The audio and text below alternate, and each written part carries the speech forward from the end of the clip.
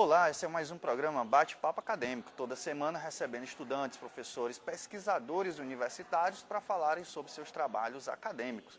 Hoje gravado especialmente aqui na Escola Superior de Advocacia, a ESA, que fica na UAB Piauí, na qual quero agradecer muito a doutora Nayara, o doutor Chico Lucas também, por sempre abrir esse espaço aqui para a gente. Para falar hoje sobre um tema que é plural, é múltiplo, é galáctico, é universal, que é a educação. E para falar sobre esse tema, vamos falar sobre educação. A gente recebe a Ariane Lara, que está aí se formando em pedagogia pela Universidade Federal do Piauí. E vai falar hoje sobre educação como um todo. Primeiro, vou te perguntar, Ariane, antes da gente falar sobre o teu trabalho. Como é que você vê hoje uma acadêmica de pedagogia, como é que você vê hoje a nossa realidade da educação brasileira, dos professores, da estrutura das escolas, enfim, a formação de professores, como é que você vê hoje a educação no Brasil? Então, queria agradecer o convite, né? Obrigado. A solicitação, muito obrigada. É um prazer muito grande estar aqui para partilhar um pouco dessa realidade que me estima muito. É um tema que, assim, enfim, né? Então, falar um pouco sobre essa realidade que a educação está enfrentando atualmente é um tanto complicado, porque a gente vê que o Brasil está em crise. Então, se o Brasil está em crise, todos os setores estão em crise, tanto a educação quanto a saúde. A educação, por mais que seja uma frase clichê, mas assim, a educação, ela é onde tudo gira em volta da educação. Saúde, o lado jurídico, todos os lados giram em torno da educação. Toda pessoa passa por um processo educativo inicialmente. Então, a educação, ela deve ser a primeira contragota da saúde, a primeira contragota de qualquer outra coisa. Com a educação, a gente consegue fazer quase tudo, né? Então, o Brasil, nesse momento, ele se encontra num quadro muito precário.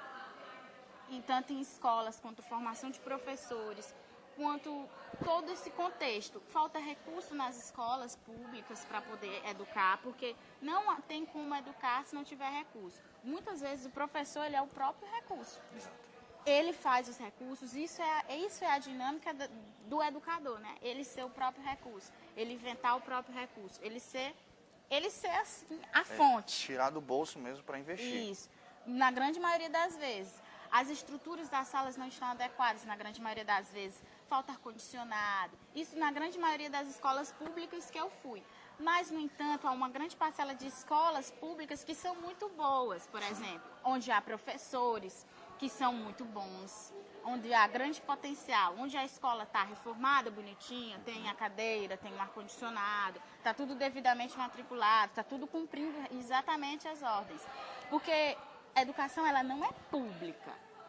Há um imposto ali para a criança estar ali e altíssimo, né? Cada criança daquela vale equivalente mais ou menos a 1.000 e tanto para o governo federal. Então, não é de graça, está todo mundo pagando para a educação, está todo mundo pagando imposto para que a educação do Brasil possa dar um resultado. E aí a gente vê que na grande maioria das vezes, a grande maioria das pessoas, elas não são educadas devidamente, né? Não tem um processo correto. Não tem esse processo correto, não tem essa educação emocional, então tal que é necessário fazer esse janeiro branco, porque as pessoas necessitam não só de educação formal, não só dos conteúdos, mas da educação psíquica, da educação emocional. Claro. Tem essa necessidade de modernizar a educação, porque na grande maioria das vezes a educação não está moderna. Uso das tecnologias, né? Então, em suma, assim, está um desenvolvimento parcial aí da educação, que necessita, sim, ainda de caminhar muito, de muito engajamento das pessoas, tanto dos profissionais quanto do serviço político. Sim. Nós professores, nós não podemos só esperar pelo poder político, mas também fazer por onde, ir atrás e tudo mais. E aí o teu trabalho dentro da universidade, já está concluindo o curso, é falar sobre formação de professores, basicamente. Os professores estão bem formados ou falta formação, porque o que eu vejo, você me corrija se eu estiver errado, mas muitas vezes o professor diz assim, pô, eu até quero fazer uma especialização, mas a escola, ela não vai me remunerar para me estudar, a não ser, claro, universidades grandes, universidades particulares, o público faz isso. Eu não posso fazer um cursinho ali, porque eu tenho que estar dando aula, eu não fico isento. Então tem vários problemas que impedem o professor de poder estar lá fazendo um curso, estudar fora, uma capacitação.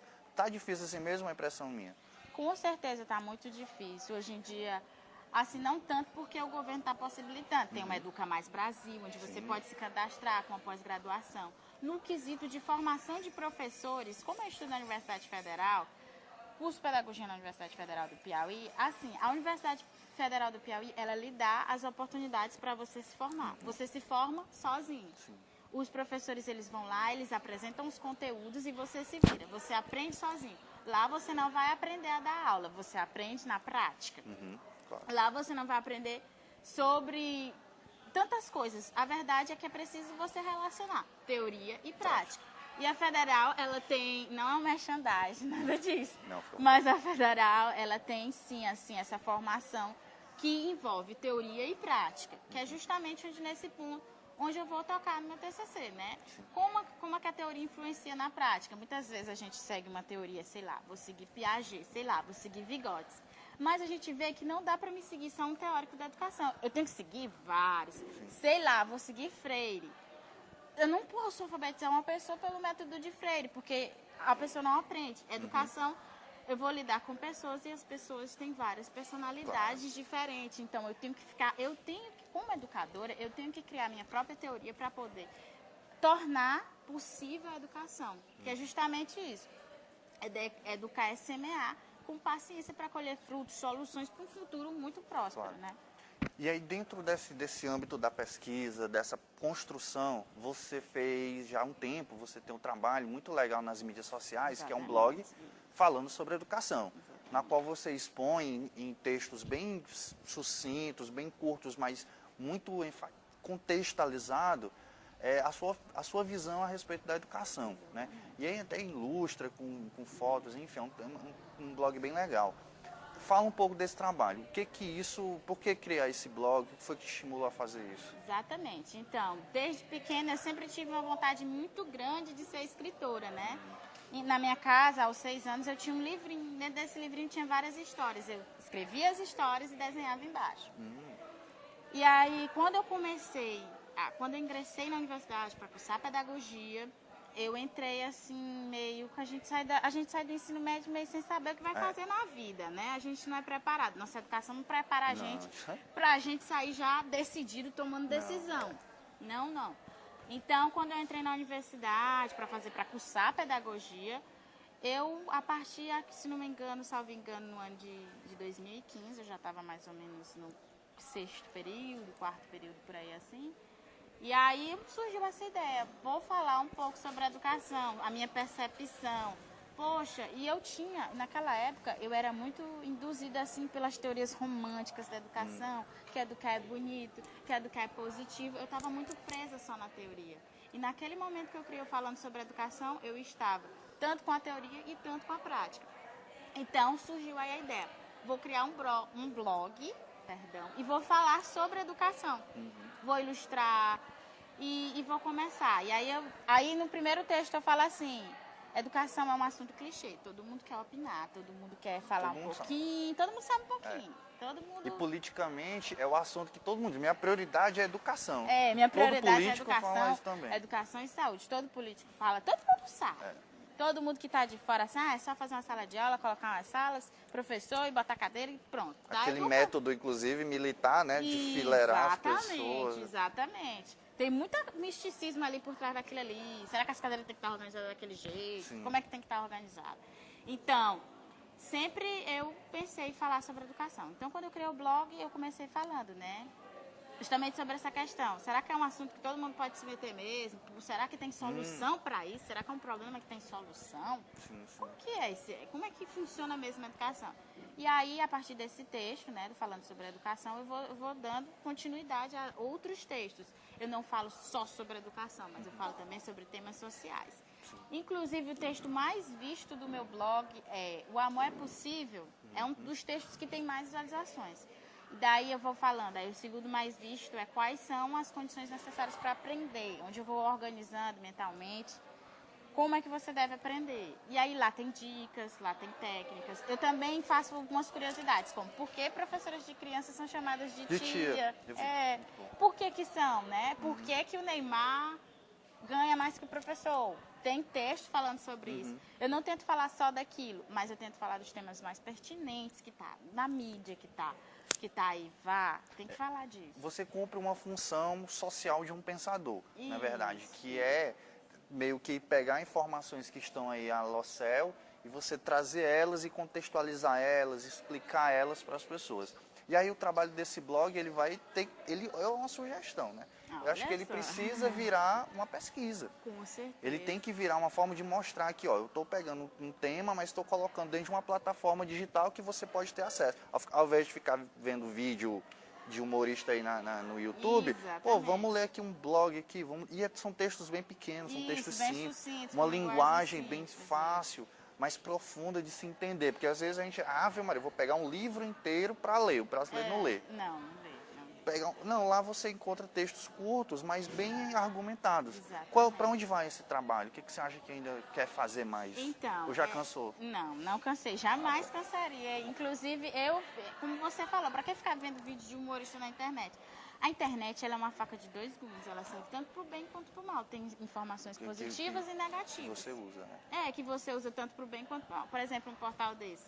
A pessoa pode muito bem se apropriar desse portal, como que você tem, um bate-papo acadêmico, e estudar, ter ideias para fazer pesquisas, por exemplo. Isso. Várias ideias, porque aqui tem várias sugestões. Por exemplo, essa entrevista pode inspirar outra pessoa a falar de educação. Claro. A entrevista anterior pode inspirar outra pessoa a falar de determinado conteúdo da entrevista. Exato. Então, a internet, eu resolvi utilizar a internet como uma ferramenta para passar boas informações para as pessoas.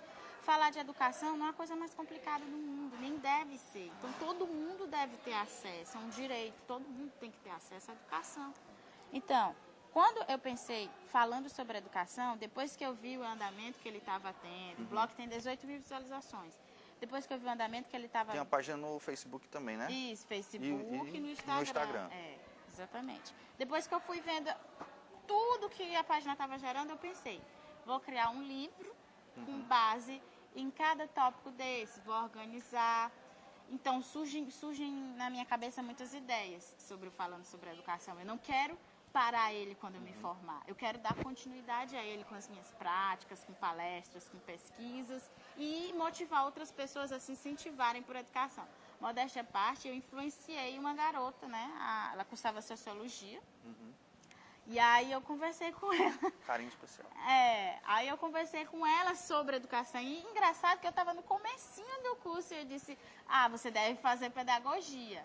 Você deve fazer pedagogia por tais motivos. Daí expliquei para ela.